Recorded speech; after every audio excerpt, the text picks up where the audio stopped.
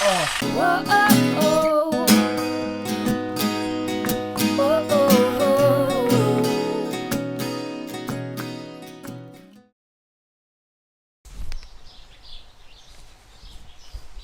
While a lot of the bus was completed, there was still a long way to go before we could happily call this a fully converted bus. The biggest unfinished area was the ceiling, obviously, and the one thing which will make our home look 90% more done when it's finished. But we need to pause that mission. While we'd like to get a jump start on the ceiling, before we can do anything with it, we'd need to get the roof deck fixed onto the bus first, as it would be bolted through the roof, and we'd need to see what we were working with. Fortunately for us, this wasn't entirely limiting. Half the week Dylan and Dad worked on welding the beast of a roof rack together. The other half was spent on smaller jobs, such as replacing the overhead cabin ceiling with something a little nicer and functional. We needed to move the electrical cabinet from behind the driver to behind the captain's seat, and do our best to pop in a few roof vents too. Hey guys, so just been working on bits and pieces for the past couple of days now. The roof cabin frame is still coming along, slowly but surely.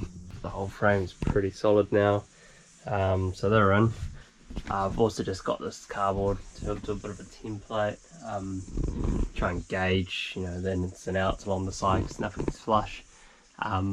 Fortunately, I've got the old front part to the bus which shows the curvature of the windscreen. It's quite interesting because it obviously curves like that, and yeah, I'm really more worried about that curve. I mean the forward facing curve, because that's where how my plywood's going to be cut. I know it's not going to be able to bend down like this piece. It's going to be more straight, but pretty okay with that. The idea is to have a solid bit of ply up there, and I think up the top here it's going to be covered, but we might just put some red in so these ducts can still pump some air in and out. So yeah, that's the current plan. I'm currently using this kind of shitty board just to create a template for when I bring my ply in. So far so good.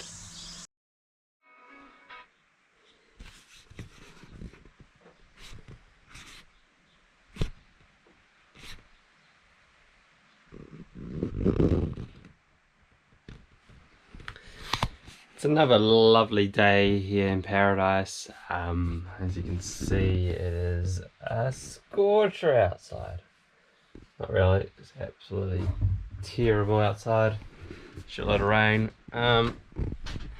But basically, I'm gonna carry on doing that bulkhead behind me. It's taking me an awful long time because I'm trying to juggle other things while I do it. But well, the template's basically done now, albeit a bit wobbly.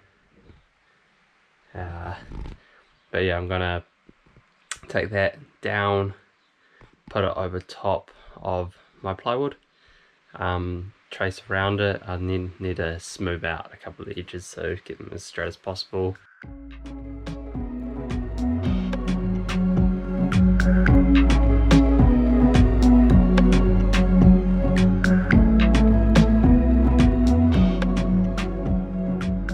I've cut out a hole, about to put down this, it's actually cotton base. It's going to act like rattan over top, and yeah. Now I've cut the piece, it just fits over. Stuff's quite expensive, so I'm kind of holding out on it a little bit. With the board cut out and ready to install, and with the help of yours truly, we were able to fix it into place. We were pretty happy with the result, and the final pieces would be finished once the ceiling was in.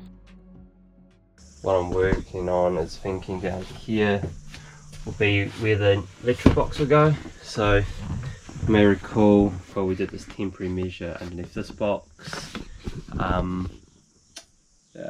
couple of weeks ago, and we did that just so we could head away up north, but we've since been able to pick up these seats, which we're hoping would go there, or kind of where we are now, facing backwards or forwards.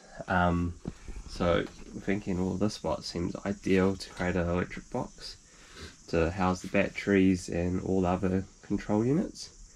I'm about to open up this access point here.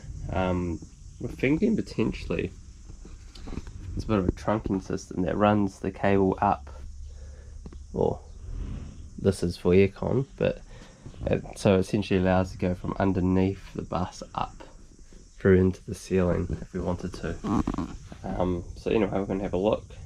And yeah, I mean, all these cables as well, you can actually, I've known some people to reroute them or yeah, tidy them up, but what we might do is actually, well, might take this one off the wall, but maybe just build a little platform so they can just kind of sit there and you can always get to them. Yeah.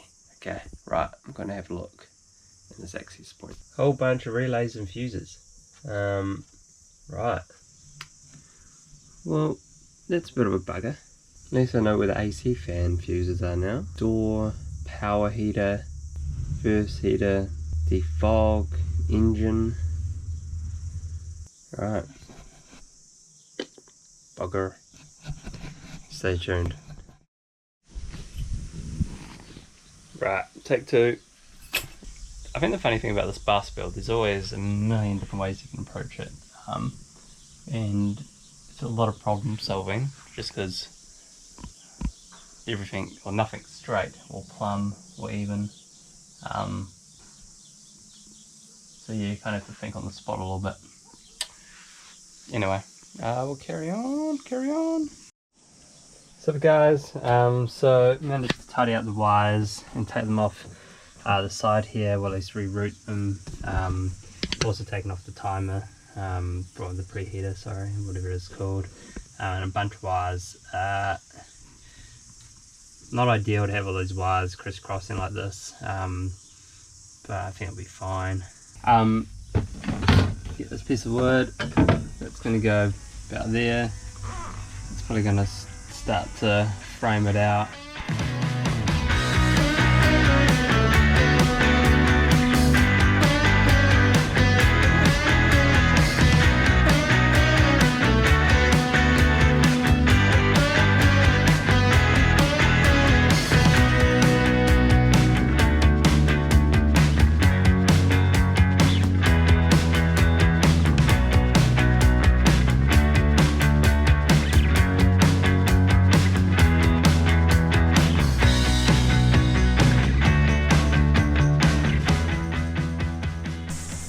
Morning guys, it's probably been a little while since you saw my face. I haven't really been able to get down to the bus. The biggest thing is that I had knee surgery. I tore my ACL late last year and then I had surgery at the end of January. It's the 2nd of March, which for us is kind of nerve-wracking because we are really hoping to get the bus done for the 27th of March. We have a friend's wedding and we kind of just want to go on our road trip from there. This is the official unofficial countdown to the bus trip, which we've been working towards for like 2 years. Yeah, isn't that crazy, guys? Anyway, we're gonna head down now. Dylan's been doing a lot of the work by himself, which I love him for. I know he likes to thunder bounce ideas around, so heading down. Whew, it's gonna be warm today, guys. While I found jobs that I could do with a bung knee, like sanding and painting, Dylan was back at work on his electrics box. So guys, this is the box currently. Closes like that. So I'm going to have batteries in it. People might be going for, it's going to be a wide couch, particularly when it comes out to the edge of the chair. The idea is actually that this width across this bus is going to be long or wide enough to actually be a bed without needing to be adapted in any which way. And then we'll probably think about having some type of extension later in order to create it as a four-berth, but right now it's pretty ideal, I think, for what it is. I'm just going to do this last piece here down the side, and then start on the electrics. I think pretty much already got the basic set up.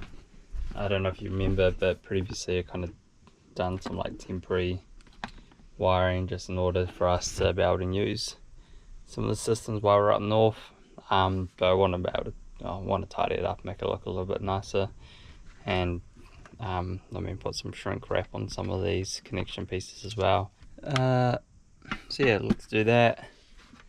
Double check my fuses, make sure that's all tickety boo. Mount the inverter, big bad boy, and yeah, that's kind of the plan. So I'll close this box up and go from there. With the bulk of the electrics in, it was time to add a few new purchases to the mix.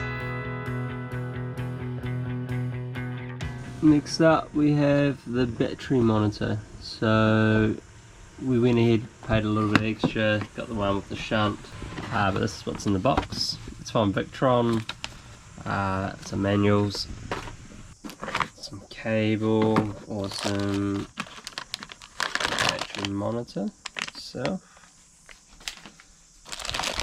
and shunt. Massive 500 amp shunt. Righto, cool. And a little faceplate or surround to make it look tidy when we mount the battery monitor. So right now that's what we're working with. I think I'm going to put the shunt somewhere down here, which will take the line negative, the main negative from the battery to the buzz bar, so it'll be in between there. And I think we'll just mount the battery monitor on the side here. So I've actually used one of these templates. This is for the switch panel, as you can see there, and then this one basically I just need the inside of the tightening shroud on the battery monitor to get my circle. So now I'm going to go see if I've got a hole saw that fit that, and also get the jigsaw ready to cut this out.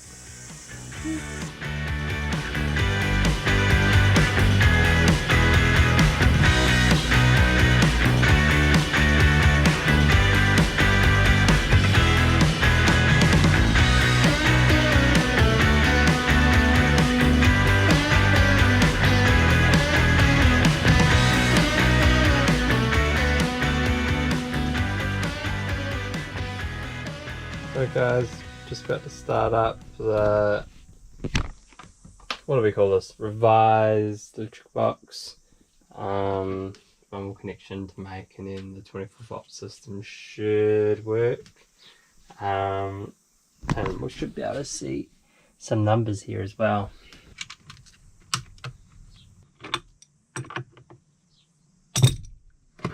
Alright, it's all connected. Look at that. Sensors starting to do stuff. So it's currently saying we've got 25.2 volts of charge, which is quite a lot. I'm not sure you guys can see that, but I just turned the inverter on, and it's actually drawing 0.3 of an amp, 8 watts. Still got 100% battery capacity, which is awesome. Hey guys, so another day on the bus. Today I'm hoping to be able to march through and finish, or start and finish the roof vents. Basically we've gone for wind driven ventilators. Usually you see them on I don't know, horse floats, or sometimes on RVs, but not all the time. And I think that's because of the noise factor that these things can have, which we're fine with. I kind of feel like it's a little bit noisy in a bus anyway. But yeah, we'll see. If they do end up being completely shit, we can always rip them out and put something else in. But for now we're going to do that. It's pretty standard in the design. There's like two components to it. It's this main part, so I'm doing this one-handed, this main part, and the bottom section, two parts. This bottom sits on the roof,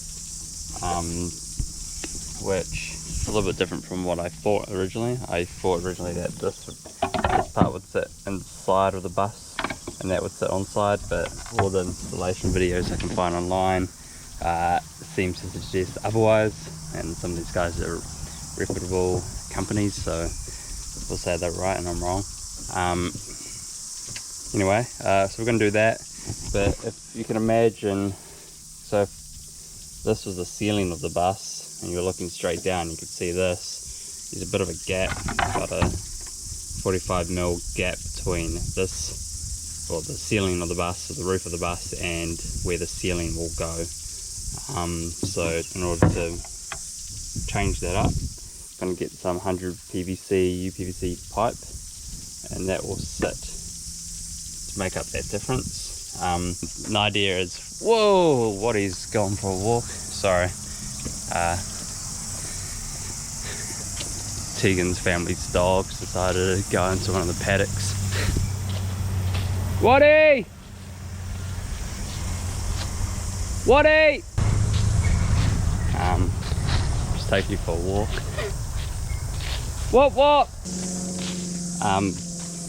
Anyway, as I walk to him, one of the roof vents is going to go in the bathroom, and the other one is pretty much in the same line if you're looking across the bus, above where the oven or cooking will be happening. Both main areas of vapor, cooking, smells, all sorts, and definitely where we want to mitigate that. Waddy!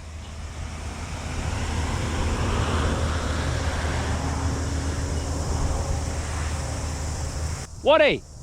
Come on!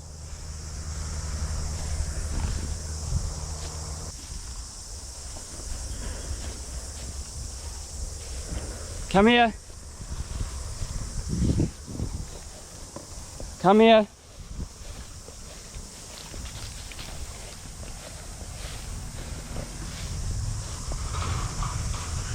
Naughty dog.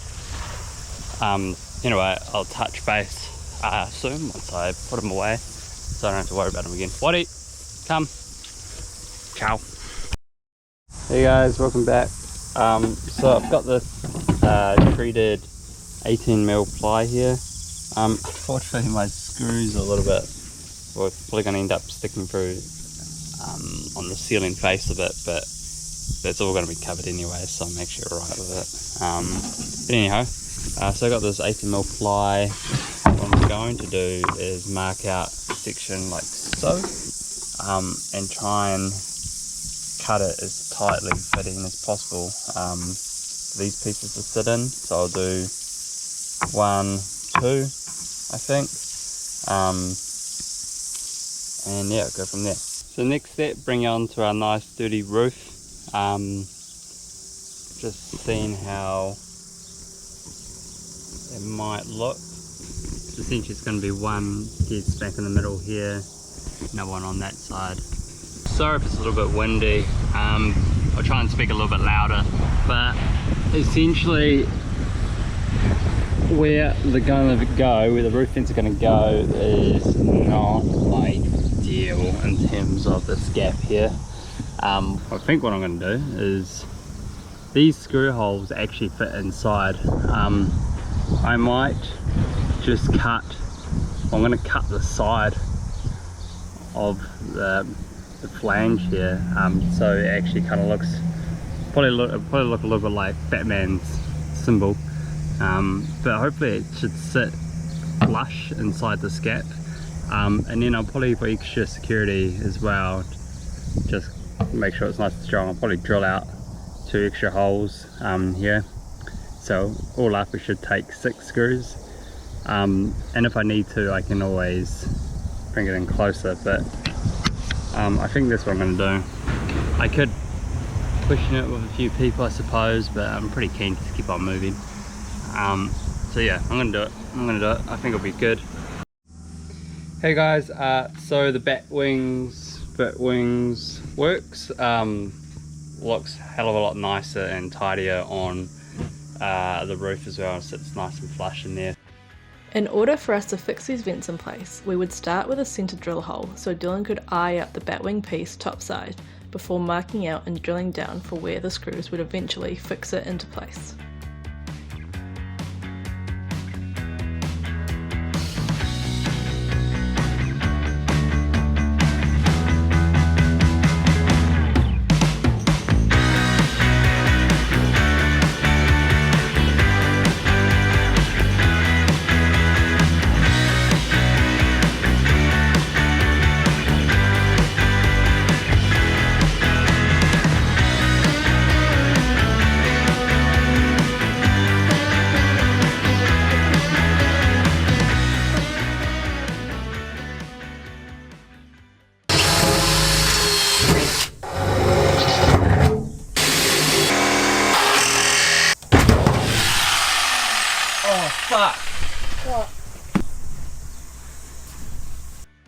Luckily, it was only a little puncture hole, and it would be able to be sealed off pretty easily. The next steps were to apply cold galv to stop rusting, and then fix the wooden cutouts Dylan did earlier to the ceiling, which Dylan would use to drill into and fix the batwing piece on.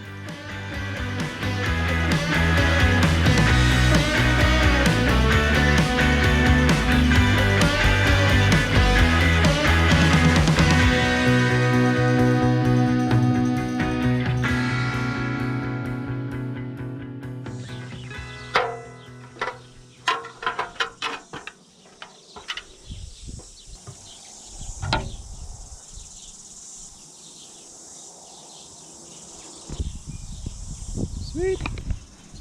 And that's a wrap. So they're in now. A little bit of wind, but they're not really moving, which is quite nice actually. So yeah, it'll be interesting to see how much wind they do take in order to move. Yeah, cool.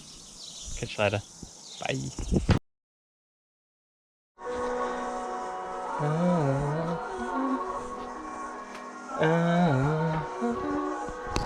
Sorry guys, just smashing a bit of birdie. Anyhow, what are you doing, Dylan? You're tightening it. Oh, that's alright. I already tied the lefty loosey.